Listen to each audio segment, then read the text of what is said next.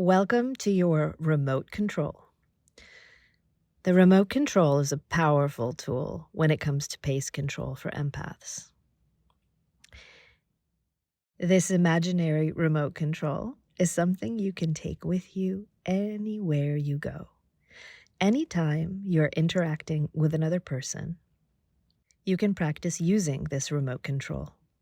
Your remote control tool, like a TV remote, has several functions. This very special one can pause, rewind, stop, record, slow down, and replay interactions that you have with other people.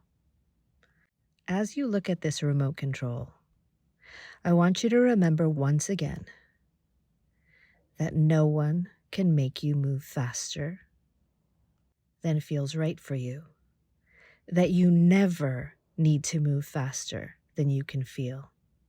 Nobody has the right nor the ability to feed you information, emotions, stimulation faster than you want to receive it, than you can digest it. And when you take absolute power in this regard, when you claim this absolute power to control the pace of your interactions, like you control the pace of your breathing, and have the absolute right to slow down your breathing, your eating, or any way in which you intake things from the outside world, so too you have this right and this power. You can take this remote control with you anywhere you go. And I encourage you to explore the use of this remote control and see how stunning and powerful and unexpectedly wonderful the results tend to be. Let's explore our remote control and all its various functions. The pause button. This first button is the easiest to explain and the easiest to understand, so it's also easy to overlook its importance. When you're hitting the pause button, you can literally say, pause. There are lots of other things you can say that mean the same thing. Pause. Hold up. Hold on. Wait. I need a second. Time out.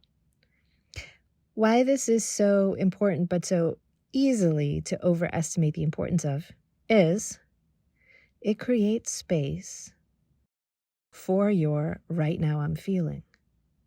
It creates space for right now I want. See, almost all of the time that an empath gets into overwhelm, gets full to the top with feelings, their own and others, all mixed. Almost 100% of the time that an empath feels a total loss of control over an interaction and finds themselves being walked over or simply unable to speak and speechless, almost 100% of the time, there was a moment earlier on where they needed to say, pause, hold on, hold up. I need a minute. I need a second. Wait, time out. Now, oftentimes we think that if we're going to say something like that, we need to already know why we're saying it. For example, hold on. I had a thought and I almost forgot it. Or, hold on. I need you to clarify something you said. What I'd like you to consider is that you don't need a reason or to be able to state the reason that you're asking for a pause. Just get into the habit of when something unknown is lingering in your space, some feeling is happening that you can't trace, something's going astray and you're not fully there anymore, you're checking out or you're overwhelmed, you're either popping above the experience or below it, or something's not going in the direction that you like, or you're not even sure, the appropriate thing to do is to bust out your imaginary remote control and hit pause. This space is for you to identify what's going on. Sometimes, from here, a very simple, right now I'm feeling, to right now I would like, leads you to, I'd like this person to start speaking more slowly. Hey, you're speaking a little too fast. I'm having trouble keeping up. Can you slow down? That's a request, right? Sometimes a feeling has been slowly growing inside. Maybe it's an upset. We don't know why it's happened. So we need to pause to see what that feeling is. So right now I'm feeling leads to, oh, I'm upset. What upset me? Here, we're going to need more than a moment because we need to be able to go backwards in time and track to the moment that the upset feeling started to happen. Something mentioned earlier on that was glazed over or sped over inspired something in us, triggered something in us, gave us some kind of information that we then need to find, locate, and process. So just remember, you have the right to pause and ask for a pause, ask somebody to hold up, wait up, call a timeout, anytime for no particular reason, just because the voice within asks you for it. So now moving to our next button, rewind. So welcome to your rewind button. This is also fairly straightforward, but it has multiple uses. After you pause, you may be dealing with a feeling of overwhelm, and you want to see what created a certain feeling or a certain hunch or a certain assumption that you want to clarify. The reason to rewind and ask the person to go back and repeat themselves is to see if you can feel into what happened there so that you can give yourself the necessary information and care. Sometimes we find ourselves actually needing repetition and clarity. So the phrases for both of these situations are the same, even though one of them has to do with us tracking our own personal experience of something, and the other has to do with tracking somebody else's intention or intended communication about something. So for example, when you're hitting the rewind button, you're basically saying, wait, can we go back? Wait, can you repeat that? Wait, what were you saying about that? Back when you said this, can you say the same thing in a different way? So you're asking for repetition and clarity. And again, sometimes you want to find out when they said that, what did they mean by that? What were they trying to communicate?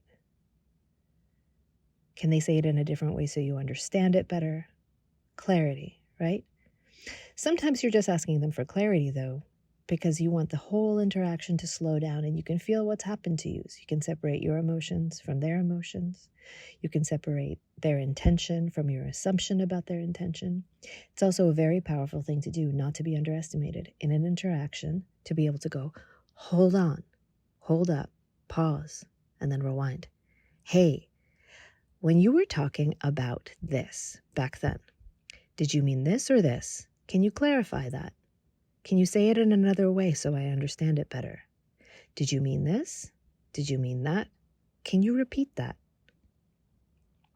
In the most simplest terms, pause and rewind sounds like, can you repeat that?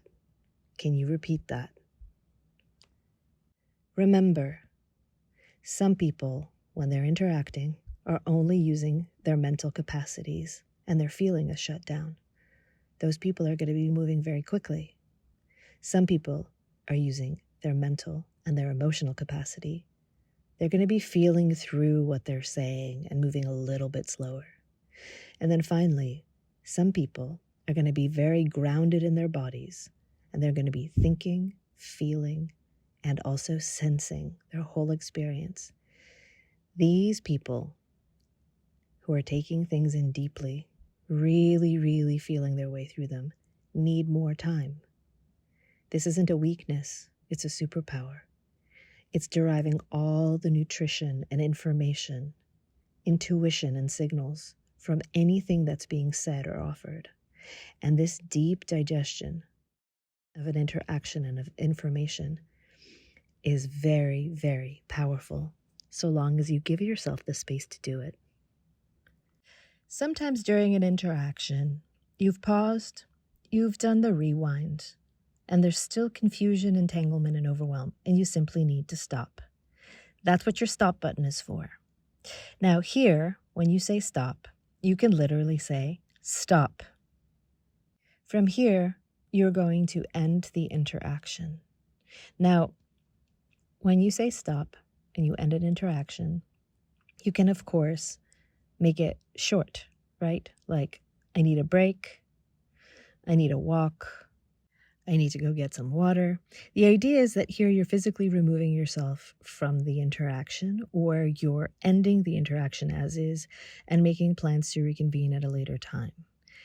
Hi, I need to end this right now. Let's circle back to this. I'm going to let you know when we can continue this conversation soon. Whatever it is, this is your right to end any interaction in order to gather your resources and sort out the experience so that you can return in an aligned and powerful state. Just a quick note.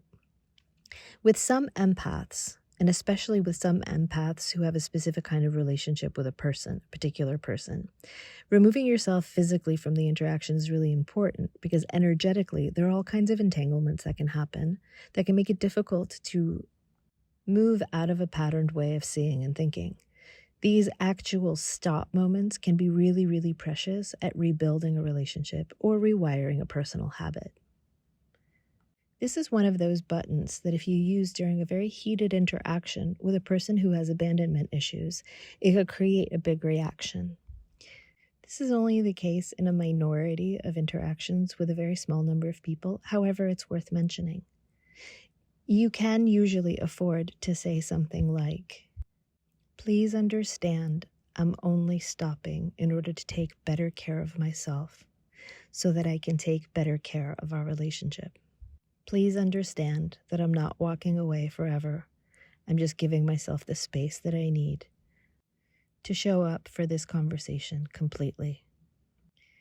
If they're unable to understand that, you will probably need to just walk away anyway and let them have that experience and digest that anything beyond that is a violation of boundaries. There are also more casual situations where you might want to use the stop button and feel like the situation isn't heavy enough to justify taking a full-on break. Please understand that nobody can know your process. Nobody can know your needs better than you. If it's too much for you, it's too much for you. Just like nobody can decide that you need to digest food faster because they want you to, you too have no say in the pace you need. It is beyond the part of your mind that chooses. It's your body and your subconscious mind working at the pace it works, and its needs reign supreme. There's no getting around it. You try to, you'll pay the price. You obey yourself, and you reap infinite rewards. The next button, the record button. The record button is a wonderful, wonderful button to use to get on the same page as a person. Some of it can sound a little bit like the rewind button, but it has its own function. So when you're recording somebody, when you're hitting record, it's not just that you're getting clarity, it's that you're getting a commitment to what it is that they mean. So after you've clarified what they mean by what they say, here you're going to say something like, "So what you mean is," and restate what they said and see if they affirm or deny that interpretation. Or you can literally say, "So for the record, what you're asking, or for the record, your complaint is, or for the record, you are," fill in the blank. And a really powerful way, especially in a heated argument where two desires and two passions are involved in a sexy and tumultuous tango, a really powerful way to use the record button is to get a commitment from the other person, if it's appropriate, given the context. So for the record, you're telling me if this changes, then this happens. Or for the record, you're telling me that this occurred, and I can go and see. There's proof of this. And for the record, should this occur, I can count on you for that. This is where you get it spelled out in clarity. This can be a really stabilizing moment in a conversation. A simple restating of what someone said and what it means can oftentimes also have them tweak it, backtrack, renege, and this is a great moment for you to get clarity on what you can count on and what you can't. Oftentimes, empaths who feel a lot will feel like this is too demanding. But remember, all you're really doing is clarifying what they themselves are putting on the table. Empaths who feel a lot tend to need a lot of solidity to know where to place their feelings. So for the record can be a really powerful button to press. Gives you something that you know you can count on, and if it should fail in the future, you can go back to that moment where you asked them to clarify and state something for the record, so that when you feel disappointed or you feel unsure, you know exactly why. So do they. And it really creates a powerful foundation for collaboration, for agreement, for influence, for reconciliation as well. And it creates a need for the other person to vocalize something, bring more information to you. If they have changed their minds or suddenly realize that they're going to fail to show up in the way that they promised. Next, the next button on our powerful remote control is slow play, slow down, slow. This is the one instance where if you feel very comfortable with a person, you could say this is where you come out of the closet and you just say what's there for you. You say, this is all moving too fast for me, or this is overwhelming, or this is all so exciting, but I need us to move a lot slower so I can feel through every element of what's being shared. So the actual prompts can be as simple as, hey, pause, which is the first button you're usually going to use. Can we slow down? Can we take a breath?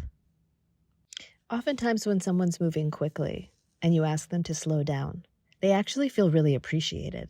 They feel like you're very interested in what they're saying and that you want to savor every piece of their communication.